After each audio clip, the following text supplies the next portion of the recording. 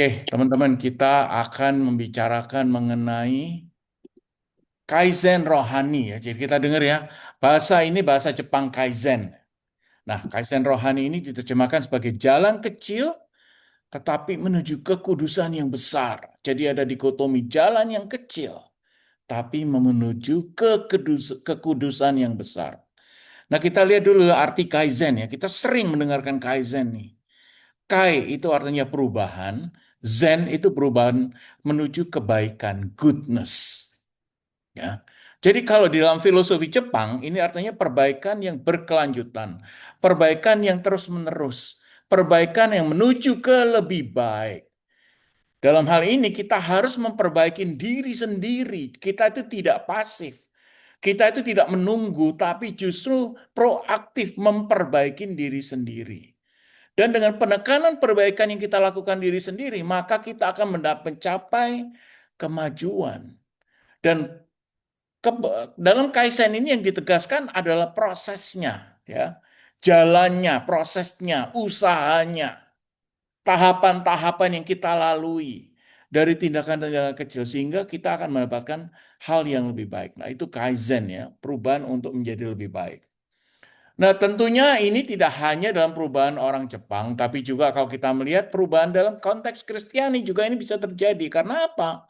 Karena apa yang kita lakukan, yang Tuhan maui di dalam sabdanya, dalam firman-Nya, dalam Alkitab dikatakan bahwa kalau kita tidak memperbaiki diri kita sendiri, kita hanya pasif, kita menunggu, kita mengharapkan suatu hal datang seperti mana di surga, kita tidak akan berubah. Justru Tuhan Yesus mau melakukan hal-hal yang kecil dalam hati kita kalau kita mau berubah. Kalau kita mau melakukan perubahan itu dengan segala apa yang usaha yang kita lakukan. Bukan hanya menunggu.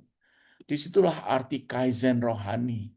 Sebagai disiplin ibadah sehari-hari. Ya.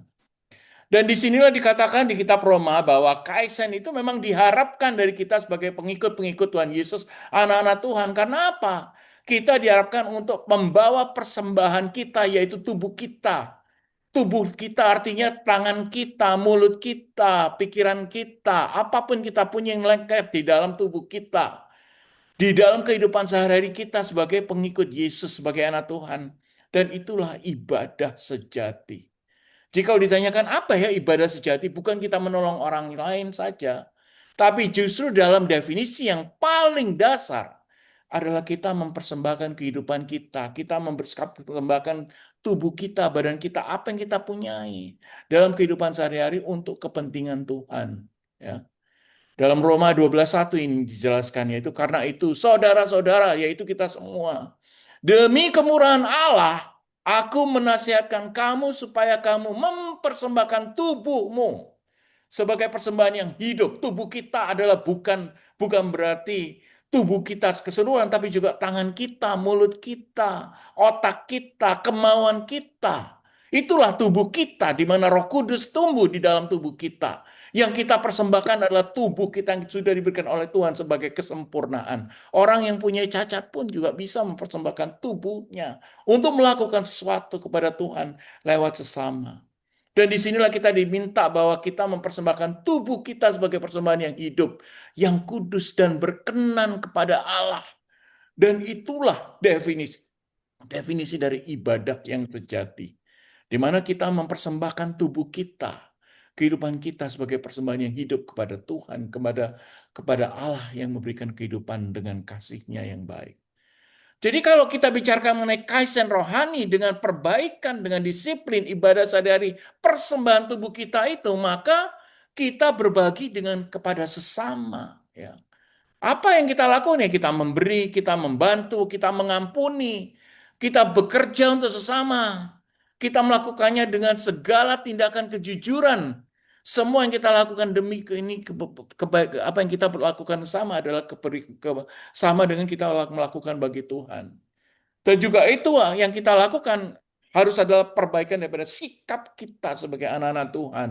Sehingga kita bisa menunjukkan bahwa persembahan yang kita persembahkan kepada Tuhan itu adalah sebagai persembahan sebagai anak Tuhan. Ya. Setiap momen kehidupan, setiap apapun yang kita lakukan, itu adalah sebetulnya altar persembahan kita. Jadi kalau kita menunjukkan bahwa kita adalah ibadah yang besar dalam altar kehidupan kita sebagai anak Tuhan, ya itu artinya kita melakukannya untuk kehidupan kepada Tuhan. Bukan untuk diri sendiri, bukan untuk mempersembahkan hal yang besar sekali, ya. Ritual-ritual yang harus besar, yang harus gemilang, yang harus tampil secara existence, tidak. Tapi justru pengabdian yang tidak terlihat, pengabdian yang kecil-kecil, itulah ibadah sejati. Itulah yang diperhitungkan oleh Tuhan. Itulah persembahan hidup. Karena kita menggunakan semua apa yang Tuhan berikan pada kita. Kita bagikan daripada tubuh kita dengan tangan kita, dengan kemampuan kita, dengan bicaraan kita, dengan pikiran kita, dengan hati kita yang tulus. Disinilah Kaizen bertindak sebagai disiplin ibadah sehari-hari. Dan itu akan merupakan liturgi. Kita tahu ya, liturgi adalah ritual yang berhubungan dengan apa yang kita persembahkan bagi Tuhan. Dan itu adalah sikap yang sudah dilakukan, yang harus dilakukan sebagai persembahan kehidupan. Ya. Nah, dengan demikian, maka Kaizen itu adalah spiritualitasnya. Spiritualis kita. Spiritualitas apa? Tentang pertobatan dan perkelanjutan. Karena setiap hari kita memberikan cinta kasih, kita memberikan persembahan kita dengan tubuh kita seperti yang tidak Roma 12 katakan. Itu bukan suatu kelemahan, tapi tanda cinta kita kepada Tuhan yang kita persembahkan. Dan Kaizen rohani mengajarkan bahwa kegagalan bukan akhir. Kalau kita pun melakukan sesuatu kita gagal, kita tidak mencapai apa yang kita mau, itu bukan akhir, tapi justru proses. Dan Allah tahu bahwa kadang-kadang kita tidak bisa selalu sukses dalam kehidupan kita, dalam apapun yang kita lakukan. Tapi itu yang proses yang sudah Dia rencanakan, dan itu menjadi proses di mana ada perbaikan terus-menerus. Ya. Dan kalau kita berbuat dosa, kita gagal, kadang-kadang kita jatuh karena kelalaian atau dosa, itu tidak menjadi akhir daripada segalanya. Itu akan memberikan pengampunan. Ya. Di dalam Maleakhi 3:7 ayat 7 dikatakan, sejak zaman nenek moyangmu, kamu telah menyimpang dari ketetapanku. Artinya kamu sudah berbuat dosa, kamu tidak menurut aku dan tidak memelihara kata-kataku. Tapi tetap, walaupun kamu berbuat dosa, kamu bersih menyimpang dari ketetapanku, kamu tidak memelihara apa yang aku katakan, kamu tetap boleh kembali kepadaku. Dan kamu kembali kepadaku akan membuat aku akan kembali kepadamu walaupun kamu tidak menuruti perkataanku. Itu sudah dituliskan sejak perjanjian lama di Maleakhi 3:7. Jadi artinya apa? Kalau kita gagal berbuat sesuatu, kita tidak mengikuti apa yang katakan, tetap Allah mengundang pertobatan. Jadi bagian daripada Kaizen rohani untuk mempersembahkan tubuh kita yang dikatakan oleh surat Roma adalah pertobatan. Perbuatan yang bukan suatu hal kejadian yang bukan hanya suatu peristiwa kejadian, tapi justru menjadi bagian dari kehidupan kita. Kalau kita tahu hati nurani kita merasa salah, kita merasa berdosa, kita bertobat, itu adalah bagian daripada kehidupan dan Tuhan tetap akan memelihara kita. Karena Dia katakan, kembalilah padaku walaupun kamu tidak menurut perkataanku. Walaupun kamu telah menyimpang dari ketetapanku. Walaupun kamu telah tidak memelihara apa aku yang katakan. Kita baca di Alkitab. Kita dengarkan sabda Tuhan, kita firman Tuhan. Tapi dalam pemeriksaan sehari-hari kita lupa bahwa Tuhan mau kita melakukan demikian. Kita tidak ngikutin apa yang Dia maui. Dan itulah yang dikatakan kita menyimpang dari ketetapan-ketetapan Allah sendiri. Dan kita tidak memelihara apa yang Dia maui. Kita lakukan. Tapi Tuhan tetap memberikan kasih-Nya kepada kita. Kita boleh kembali kepada Dia. Dan kalau kita kembali kepada Dia, maka Dia akan kembali pada kita. Kalau Dia kembali pada kita, maka kita akan mendapatkan kedamaian sejati. Di dalam kitab Amsal 24:16 ini juga ditekankan bahwa orang benar akan jatuh. Bukan jatuh sekali, tapi 7 kali. Tapi orang yang benar, dia walaupun jatuh, ada Tuhan di situ. Dia bangun kembali, dia bangkit kembali. Karena apa? Karena dia orang yang benar. Orang yang takut pada Tuhan, orang yang memelihara apa yang perkataan Tuhan, walaupun kadang-kadang dia fail, dia gagal untuk memelihara dan tidak menetap dan menyimpang dari ketetapan Tuhan, tapi dia tetap dibilang sebagai orang benar karena kemauannya, ketekatannya dari hatinya hanya satu fokusnya adalah Tuhan. Nah, disinilah fokus daripada kaizen rohani kita bahwa kegagalan dalam dosa bukan akhir, tapi bagian dari proses ya. Jadi kasih yang menggerakkan kita terus-menerus. Karena kasih yang diberikan oleh Tuhan sendiri yang ada dalam diri kita. Yang diberikan lewat Roh Kudus yang ada dalam diri kita. Itulah yang membuat kita akan belajar. Itulah yang membuat kita akan bertumbuh kembali dan bangkit kembali dan dibentuk oleh tangan Tuhan. Tangan yang kasih untuk membentuk walaupun dia sering kecewa karena kita tidak menurut kepadanya.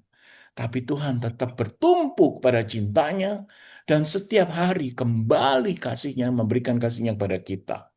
Itu bukan kelemahan, tapi justru kekuatan yang Tuhan berikan pada kita. Ya. Jadi teman-teman kalau kita bicarakan mengenai kaisan rohani ini sebetulnya cerminan daripada karakter Allah sendiri. Karakter Allah yang sudah dibentuk di dalam diri kita lewat Roh Kudus. Karena itu maka kita harus membentuk disiplin, membentuk kasih yang Tuhan berikan, membentuk harian, proses-proses yang menunjukkan, mencerminkan karakter Allah di dalam diri kita itu sabar, setia, berkarya, ya. Dan dengan demikian, maka Tuhan juga akan bergerak dan akan menggerakkan hidup kita dengan perlahan tapi setia. Karena apa? Karena kasih terang dunia yang diberikan oleh Kristus tidak pernah padam, tidak pernah berhenti, tidak pernah stagnan, tapi dinamis. Dia selalu memberikan hal-hal yang baru, memberikan hal yang membuat kita lebih terang dan kita memastikan bahwa diri kita akan berjalan di tangan Tuhan dengan penuh kesabaran. Kan Tuhan tidak pernah loh tergesa-gesa dalam hal sesuatu. Dia selalu sabar. Dia penuh dengan perhitungan. Dia penuh dengan perhatian dan ketekunan untuk membuat kita menjadi orang-orang yang lebih percaya. Orang-orang yang lebih berkarya. Orang-orang yang benar-benar pilihannya. Jadi itu memang cara dia bekerja, tidak pernah. Makanya kadang-kadang kalau kita minta ya sesuatu, oh kok kita tidak diberikan saat ini juga. Pasti tidak. Karena apa? Karena cara Tuhan bekerja adalah tidak pernah tergesa-gesa. Dia akan memberikan, dia akan butuh waktu untuk memberikan tindakan, untuk memberikan perhatian. Dan itu butuh kesabaran dari kita karena dia sendiri sabar. Dia akan melihat kita apakah kita siap. Kalau dia berikan sesuatu A, apakah kita siap untuk menerimanya sekarang? Dan kalau dia berikan pada kita pun, apa kita membalasnya dengan perhatian ketekunan seperti yang dia lakukan pada kita? Sehingga transformasi yang ada dalam diri kita yang berasal dari Allah sendiri adalah dimulai dari pembaharuan hati. Di mana kita tidak boleh tergesa-gesa, kita harus sabar, setia, tapi tetap berkarya. Itulah transformasi sejati sebagai ibadah kita. Dimulai dari pembaruan hati kita. Kalau kita tidak berubah, hati kita tidak berubah, hati kita tidak ada pembaruan, bagaimana Allah bisa bekerja lebih banyak di dalam diri kita karena dia tidak sendiri. Dia cara bekerjanya adalah pembaruan yang terus jadi adalah pembaruan yang benar-benar makan waktu. Ya, bukan pembaruan yang saat ini saja harus terjadi, tidak. Tapi justru dia melihat apakah kita siap untuk dibentuk di dalam hati kita. Jadi bukan langsung perubahan saat ini juga, saat ini juga tidak, tapi justru Tuhan membawa kaizen rohani itu, membawa pembaruan dalam diri kita untuk apakah dia melihat apakah kita siap dibentuk menurutnya. Di dalam Mazmur ini ditandaskan pula, dikatakan, jadikanlah hatiku bersih ya Allah, dan perbaruilah batinku dengan roh yang teguh. Dan karena itu, dia butuh waktu. Karena apa? Allah membutuhkan waktu untuk membersihkan hati kita, dan dia juga butuh waktu untuk memperbarui batin kita dengan roh yang teguh. Dan dia melihat seberapa loyalitas kita terhadapnya. Karena kalau kita loyal, maka pembersihan hati kita, perbaruan daripada hati kita lewat Roh Kudus akan lebih cepat terjadi. Walaupun tidak satu saat, Jangan cepat, tapi akan ada waktu dan sabar, kesabaran, dan kasih Allah akan tetap berjalan dengan baik. Dan disitulah di mana Allah akan merubah batin kita, menunjukkan hati yang diperbarui. Dan dia akan melihat, kalau dia sudah bekerja lewat kita, lewat Roh Kudus, dengan perbaruan batin, apakah kita masih melihat kecantikan hati kita yang mendalam? Benar tidak? Roh tadi yang sudah dia berikan sudah menyinari daerah-daerah hati kita yang gelap, hati kita yang mungkin suka sakit hati kita yang suka culas, hati kita yang suka dendam, hati kita yang suka iri, hati kita yang tidak membuat orang lain sempurna, membuat orang lain tidak merasa diberkati. Tapi kalau dia melihat bahwa hati kita, kecantikan hati kita sudah mendalam, di mana kita benar-benar ikut apa yang Tuhan katakan, roh-roh daripada buah-buah daripada roh, sabar, sukacita, damai, sejahtera, dan lain-lain itu, maka kekuatan iman itulah yang akan membuat kita akan menjadi lebih baik. Artinya hati kita sudah diperbarui. Dan kaisan rohani sudah terjadi karena itu terjadi terus-menerus. Sudah melihat, sudah terlihat bahwa Allah bekerja dengan baik. Dan proaktivitas yang kita lakukan, kemauan yang kita lakukan sudah menjadi proses terus-menerus yang sudah dibentuk. Dan otomatis kita sendiri harus proaktif dalam lewat apa? Ya lewat doa, lewat baca firman, mendengarkan lagu-lagu rohani, diskusi, puasa, doa, dan apapun juga. Dan juga memberikan hati kita, tubuh kita kepada manusia yang lain, kepada sesama kita. Sehingga itulah kasih yang bertransformasi. Di mana kita memikirkan hari kita, memikirkan diri kita terus-menerus sebelumnya, tapi sekarang sudah dirubah dengan kaisan rohani yang Tuhan berikan lewat Roh Kudus menjadi hati yang cantik, hati kecantikan, mempunyai kecantikan yang mendalam, yang sudah mengikuti apa yang Tuhan maui.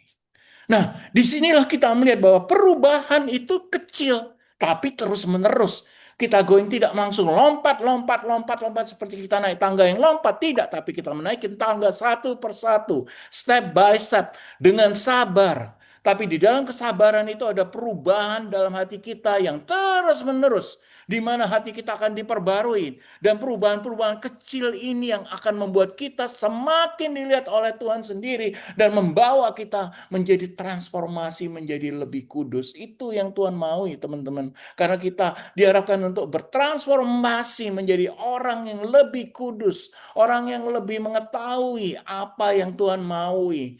Disitulah semangat kaizen rohani. Jadi step by step kita naik. Step by step artinya apa? Kesetiaan kita yang diuji, yang sederhana, yang berulang-ulang. Tapi Allah melihat bagaimana kita udah bekerja dan Dia bekerja bersama-sama, kita memastikan bahwa apa yang Tuhan maui kita lakukan.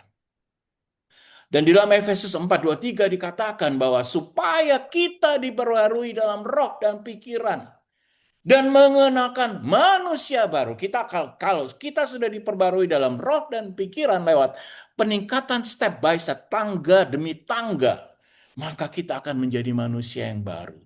Manusia baru yang bagaimana? Manusia yang diciptakan kembali, diciptakan ulang menurut kehendaknya. Dan menurut kehendaknya yang bagaimana? Menurut kehendaknya yang dalam kebenaran-kebenaran keilahian, kebenaran-kebenaran Allah sendiri. Dan kekudusan yang memang benar pure kudus. Bukan dibuat-buat oleh manusia. Disitulah maka proses untuk menjadi kaizen rohani, perbaikan terus-menerus untuk menjadi yang lebih baik adalah proses menuju terang yang bertahap. Tidak loncat dengan tiba-tiba. Ya, kita tahu ya ada orang yang tidak sabar, dia naiknya itu dia naik tangga itu langsung 3 step berkali, 3 step, 5 step untuk cepat-cepatan naik ke atas. Itu tidak mau Tuhan. Tuhan maunya kita mencapai satu persatu anak tangga kita naikin dengan sabar, dengan kesempurnaan, dengan harapan bahwa kita menemukan Allah karena Allah kalau kita melakukan itu secara berulang-ulang dalam kesetiaan, maka akan terjadi perubahan sejati.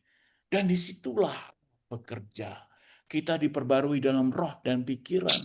Dan kita akan menjadi manusia baru. Jadi ada pemikiran bahwa ada born again. kelahiran baru. Apakah harus dibaptis ulang? Kalau dari buku-buku yang baru dikatakan bahwa pemikiran baru, born again, itu adalah proses kaizen rohani yang kita lakukan step by step, melakukan apa yang Allah maui. Tuhan Kristus yang Tuhan Yesus ajarkan. Jadi bukan hanya ritual untuk pembaptisan ulang born again, tidak. Tapi justru bagaimana Allah melihat di dalam hati kita sendiri, apa kita sudah berubah menurut roh dan pikiran kita menuju keterangan yang lebih baik, menuju kemanusiaan yang lebih baik, menjadi manusia yang baru, yang dilahirkan baru, yang diciptakan, hatinya kita diciptakan baru menurut kehendak Allah di dalam kebenaran dan kekudusan. Nah, disitulah teman-teman bahwa perlu proses ini melibatkan banyak hal, bukan hanya doa, tapi justru yang kita udah bicarakan sebelumnya, pertobatan. Kita harus minta maaf sama Tuhan. Saya bersalah Tuhan, dan itu harus dilakukan berkali-kali. Saya bersalah, saya berdosa Tuhan.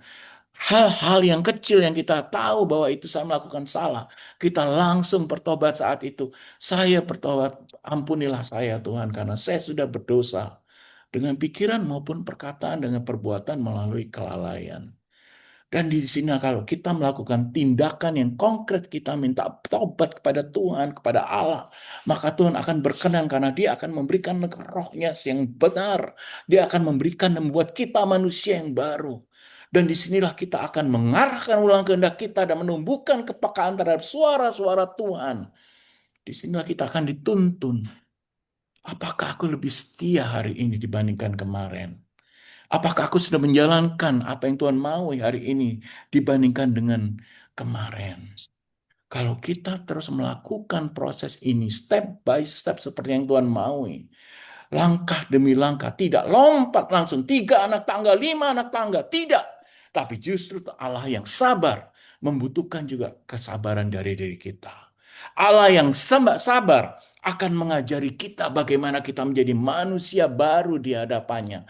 Manusia yang dilahirkan kembali bukan dengan cara yang lama, dengan roh yang lama, tapi justru manusia baru dengan roh baru yang menurut kehendaknya, yang mau mendapatkan kebenaran dan kekudusan yang diberikan oleh Allah sendiri. Jadi kalau kita naik step by step, artinya apa? Kita bergerak. Artinya kita dinamis. Kita tidak berhenti. Kita tidak hanya menunggu. Kita tidak mengharapkan sesuatu tiba-tiba datang seperti mana, datang dari langit. Tidak. Tapi justru transformasi ini. Artinya kita tidak kita berharap tidak kita akan menolak pemberhentian di satu tempat. Kita akan menolak stagnasi. Kita akan menjadi dinamis ya. Nah, itulah rohani yang hidup. Allah akan bekerja dan akan menghilangkan stagnasi rohani. Dan apakah stagnasi menghilang? Yang terjadi adalah perbaikan atau yang disebut sebagai progres. Kalau kita menjadi progresif, di dalam Roma 12:2 dikatakan, janganlah kamu menjadi serupa dengan dunia ini, tapi berubahlah dengan pembaharuan budimu. Ya tadi yang berasal dari roh Allah sendiri. Sehingga kita dapat membedakan mana kehendak Allah, mana yang baik, mana yang tidak baik, mana yang berkenan kepada Allah. Dan dalam progres ini yang tidak menghilangkan stagnasi, maka kita diharapkan menjadi serupa dengan Kristus. Serupa dengan Yesus sendiri, guru kita, Tuhan kita. Disinilah Paulus mengajarkan jangan kita menjadi serupa dengan dunia ini. Tapi kita harus memperbarui diri kita. Biarkan Allah bekerja. Biarkan kita diperbarui secara radikal dari dalam kita step by step. Nah, dengan demikian, maka untuk mencapai progresivitas, maka transformasi diri harus terjadi step by step. Dengan doa, dengan meditasi, dengan pertobatan, dengan melakukan hal yang baik terhadap sesama, dengan baca firman, mendengarkan lagu-lagu rohani, apapun yang kita lakukan. Teman-teman, kita harus melakukan itu karena apa? Karena ini yang Tuhan mau, karena ini yang memberikan transformasi yang radikal diri dalam supaya kita menjadi manusia yang baru. Dan kita selalu dikasih kesempatan, bukan hanya sekali saja, tapi setiap hari. Apabila kita peka, maka kita adalah bagian daripada momen-momen yang sudah Tuhan berikan untuk bisa melakukan perubahan kecil yang membuat kita akan menjadi lebih serupa dengan Kristus. Ingat, jangan hanya berhenti di saat ini. Kita mau maju, kita mau berprogresi. Kita harus membiarkan Allah bekerja lewat Roh Kudus dalam diri kita sehingga kita bisa menyamai Kristus. Dan itulah yang Tuhan maui. Mungkin tidak 100% sama, tapi kalau kita sudah menyerupai, kita menyamai dan kita mau menyamai, walaupun tidak 100% sama dengan dia, maka Tuhan akan memberikan apresiasi kepada kita dengan perubahan-perubahan yang kecil, dengan step by step transformasi ini. Tapi kalau rohani kita stay at where we are, kita merasa sudah lebih tahu dari segalanya, kita tidak mau belajar, kita merasakan kita yang lebih paling tahu, maka itu yang terjadi stagnasi. Pemberhentian rohani di mana kita berhenti. Tuhan bagaimana bisa mengajarkan kita lebih banyak hal. Kalau kita tidak mau beranjak, kita tidak mau berubah, kita tidak mau belajar suatu hal yang baru, kita tidak mau Roh Kudus bekerja dalam diri kita. Justru dalam hal-hal yang kecil itu, kesetiaan pada hal yang kecil, Tuhan bekerja.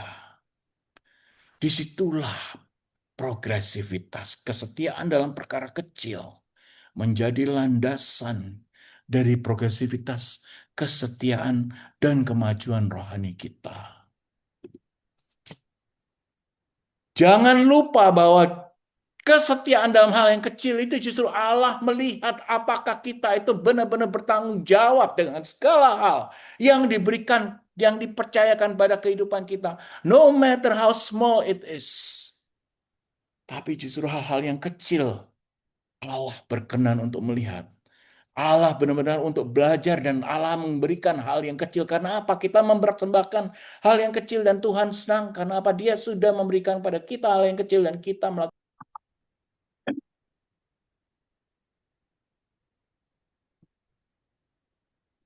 Mati ya. Ya, mati. Sekarang balik. Ya, saya balik. Yang ini udah lihat, ada nggak ya?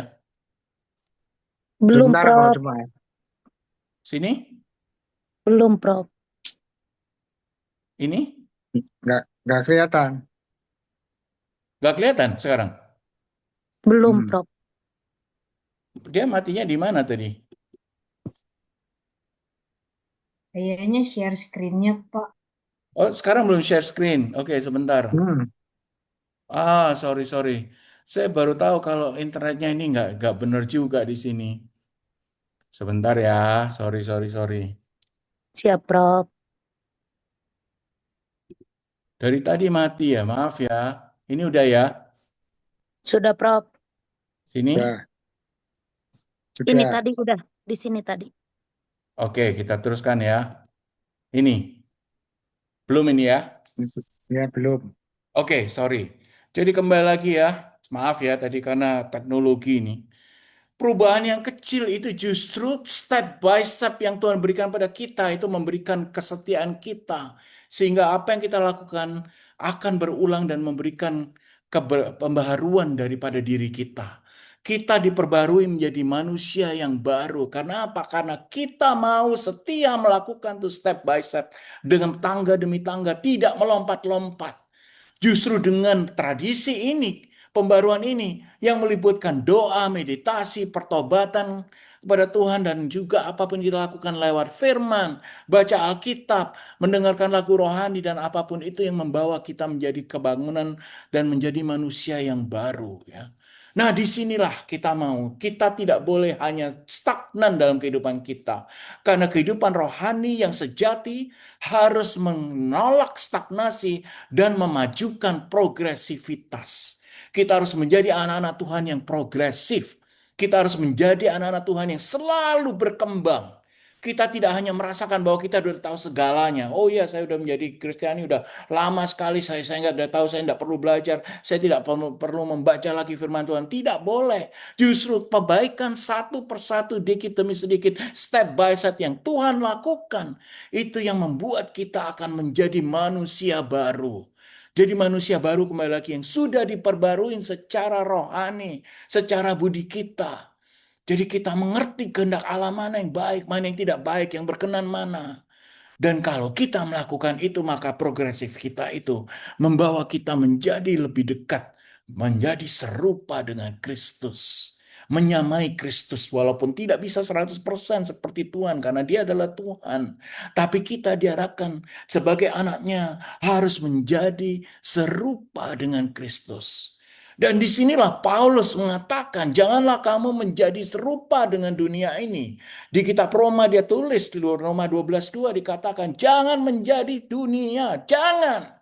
Tapi kita harus berubah dengan pembaruan budi kita. Lewat kaizen rohani yang step by step tadi. Transformasi yang step by step tadi. Dengan demikian maka kita akan bisa membedakan mana. Aduh maaf ya. Ya, Kita Prof.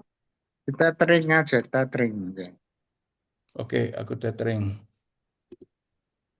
Ini sekarang dengar nggak? Ya, Ya, jelas. ada. Kalau nggak dengar kasih tahu ya. Siap, Ya, Prof. Ya, jadi kita kembali lagi ya bahwa kita tidak bisa, kita harus menolak stagnasi. Kita nggak bisa berhenti, kita harus menjadi progresif, menjadi anak Tuhan supaya kita menjadi serupa dengan Kristus. Itulah yang Amin. Paulus katakan, kita harus tidak bisa serupa dengan dunia, tapi harus serupa dengan Kristus. Kita harus mau diperbarui secara radikal dari dalam kita, step by step. Transformasi yang step by step, yang tidak menjadi hanya lebih baik dari kita sendiri, tapi justru pertobatan dan mau kemauan diri sendiri, yang mengakar kepada kemauan kita untuk menyenangkan Tuhan. Karena hidup kita ya teman-teman, hanya untuk apa? Bukan untuk diri kita sendiri, tapi untuk menyenangkan Allah. Dan disinilah kalau kita diberikan setiap kali momen untuk perbaikan, maka kita akan menjadi perubahan yang kecil-kecil menjadikan kita menjadi lebih serupa dengan Kristus. Wah, itu adalah besar sekali message-nya. Kalau kita bisa melakukan itu dengan kesetiaan, dengan step by step, maka kehidupan rohani kita tidak akan berhenti, tidak akan stagnan. Kita akan menjadi progresif, menjadi lebih anak Tuhan, dan lebih menjadi anak Tuhan, dan lebih Tuhan, dan Tuhan akan senang dan berkenan di dalam kehidupan kita. Ya. Nah, situlah teman-teman. Maka setia dalam perkara kecil ini adalah landasan dari kemajuan rohani kita. Karena apa? Karena kita seakan menjadi anak yang bertanggung jawab. Diberikan hal yang kecil kita melakukan. Diberikan yang lebih kecil lagi kita juga tetap melakukan. Maka Tuhan akan memberikan lebih besar, lebih besar, lebih besar lagi. Yang tadinya simple-simple akan menjadi lebih kompleks. Yang tadinya menjadi sangat mini akan menjadi lebih besar. Karena apa? Kita akan dipercayakan lebih besar lagi. Dan setiap hari dia akan melihat, setiap hari dia akan melihat kesetiaan kita melakukan hal yang kecil. Dan disitulah maka dikatakan di dalam Injil Lukas 16:10, barang siapa yang setia dalam perkara-perkara kecil, ia juga akan setia dalam perkara-perkara besar. Artinya dalam kehidupan kita tidak akan kita melakukan hal yang kecil, tapi justru Tuhan melihat yang kecil-kecil, dia akan tes. Tapi kalau yang kecil kita ada tes, dia akan berikan yang besar. Artinya kalau kita ada perkara yang besar, ada masalah di kehidupan kita yang besar, maka Tuhan tahu kita akan bisa memperbaiki kehidupan masalah itu. Kita akan bisa melompat dengan transformasi rohani yang sudah dia lakukan pada kita lewat Roh Kudus. Karena kita sudah menjadi serupa dengan Kristus, maka perkara-perkara yang besar dia tahu dia bisa melakukan. Tapi kalau siapa yang tidak benar dengan perkara-perkara kecil, kalau perkara-perkara kecil aja dia udah korupsi, dia udah mengakalin orang, dia sudah menipu orang, pasti yang perkara yang lebih besar lagi atau hal yang besar yang lebih besar yang dia berikan pada kita tidak bisa kita dipercayai lagi. Justru itulah makanya teman-teman kalau kita bicara mengenai kaizen rohani, kita mesti sangat sabar melihat hal-hal yang kecil-kecil. Karena kesederhanaan dalam rutinitas yang kita lakukan dan kita sudah dicoba dengan perkara kecil dan kita tetap setia pada Tuhan, apalagi perkara yang besar dia berikan dan Tuhan tahu Kalau kita tidak bisa mengatasi itu, dia akan membantu kita karena dia tidak akan melepaskan kita anaknya. Tidak ada hal-hal yang besar, sebesar apapun yang tidak bisa kita lakukan kalau kita bertumpu pada Tuhan. Kalau kita memberikan apa yang kita punya kepada Tuhan, dan disitulah kekudusan akan dipelihara oleh Tuhan. Disitulah maka kita akan menjadi seorang yang benar-benar anak Tuhan karena kita sudah melewati transformasi rohani itu.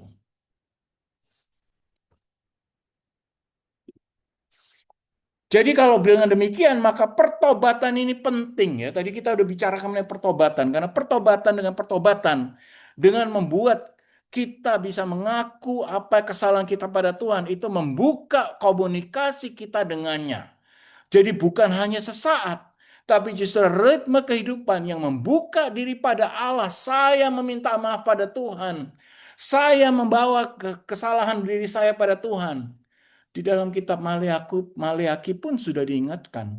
Sejak zaman nenek moyang kita telah menyimpang dari ketetapan-ketetapan Tuhan. Dan tidak memelihara apa yang dia maui. Tapi Tuhan bilang, kembali kepadaku walaupun kamu sudah menghina aku. Kamu sudah menyimpang aku. Maka aku akan kembali kepadamu. Aku akan balik ke kamu. Aku tidak akan menyia-nyiakan engkau. Karena aku tahu, karena engkau selalu kembali kepadaku, anakku. Kalau aku tidak kembali, kalau aku melihat anakku tidak kembali padaku, maka aku akan sakit hati. Disitulah Tuhan akan bekerja, di mana Dia akan kembali kepada kita walaupun kita sudah berdosa. Dan disitulah maka pertobatan kita bisa kembali ke Dia karena kita minta maaf. Menjadi anak Tuhan. Dan jadikanlah pertobatan yang menjadi gaya hidup. Tapi bukan berarti pertobatan kita salah, mengaku dosa, kita melakukan kembali berulang-ulang. Itu namanya bukan pertobatan. Itu artinya hanya kemauan hasrat sesaat. Tapi justru karena kalau kita menyadari kedosaan kita, dan setiap hari kita berpaling kepada Tuhan, maka kita akan menyesal melakukan itu. Dan Tuhan akan menerima penyesalan kita. Karena Dia tahu kita mencintainya sebagai Tuhan kita. Nah, kemauan untuk bertobat, kemauan untuk melakukan permintaan maafan kita pada Tuhan, ini tidak bisa semalam suntuk. Karena kadang-kadang kita merasakan Tuhan di sebelah kita. Tapi harus kita pupuk dengan step by step transformasi rohani tadi. Kalau itu tidak dibentuk dalam kesetiaan setiap kali, maka tidak akan terjadi transformasi utuh yang menjadikan kita manusia yang baru. Jadi dengan demikian, maka kalau kita bertobat, itulah rahasia bagaimana kita membuat relasi dengan Tuhan. Karena dosa sudah merusak hubungan kita dengan Tuhan. Tapi kalau kita bertobat, maka konsekuensi dari pertobatan itu adalah Allah kembali kepada kita. Dan Allah tidak akan membiarkan kita jatuh di dalam lembah-lembah kedosaan, lembah-lembah kesalahan, lembah-lembah yang menjauhkan kita dalam dirinya. Maka pertobatan adalah salah satu di samping doa, membaca firman, dan lain-lain yang membuat kolaborasi kehidupan kita dengan kehidupan Tuhan. Jadi bentuk-bentuk ada banyak masalah, tapi perubahan yang sejati, yang berkolaborasi antara kehendak kita dan kehendak Roh Allah, maka kita akan bekerja dengan baik demi Allah, demi Tuhan. Disinilah Roh Allah yang akan terus membentuk kita. Kita tidak akan berjalan sendiri, tapi justru menyerupai Tuhan. Tuhan akan berjalan dengan kita, membimbing langkah kita, sekecil apapun, seslow apapun, menjadi tapakan yang bermakna dan menjadi rencana kekal dalam perencanaan Tuhan sendiri. Disitulah roh yang sudah terbentuk dalam diri kita, yang bekerja dalam kita, membentuk hubungan yang rohani antara Tuhan dengan kita sendiri. Dan disitulah di mana kesetiaan Tuhan akan ditunjukkan. Disitulah janji-janji yang ditunjukkan pada yang diberikan oleh Tuhan akan ditunjukkan, akan dilakukan oleh Tuhan. Karena apa? Karena dari latihan kesetiaan kita.